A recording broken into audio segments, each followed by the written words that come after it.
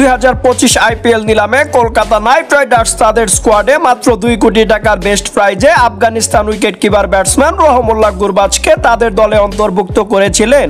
কিন্তু বর্তমানে আফগানিস্তান বনাম জিম্বাবুয়ে সিরিজ চলাকালীন গুরুতর চোটের কবলে পড়েছেন রহমুল্লাহ গুরবাজ ইতিমধ্যেই এই সিরিজ থেকে ছিটকে গেছেন এবং তিনি নিশ্চিন্ত নয় আইপিএল এর আগে সুস্থ হয়ে উঠবেন কিনা।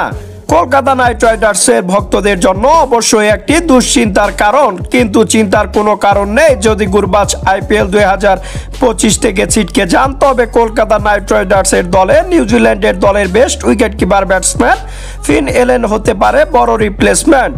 ফিন এলেন আন্তর্জাতিক ক্রিকেটে দুর্দান্ত পারফরমেন্স করেছেন। তিনি 48টি ম্যাচ খেলেছেন, এখন পর্যন্ত 1170 রান করেছেন যেখানে তার সর্বোচ্চ স্কোর ছিল 137 এবং স্ট্রাইক রেট ছিল 149।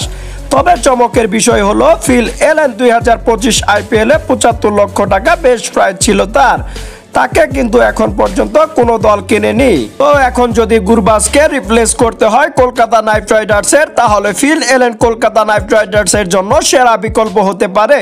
প্রিয় ভিউয়ার্স, আপনার কি মনে হয় ফিন এলেনকে কি কলকাতা নেওয়ার প্রয়োজন নাকি প্রয়োজন নয়? অবশ্যই কমেন্ট করে জানিয়ে দিবেন। ধন্যবাদ।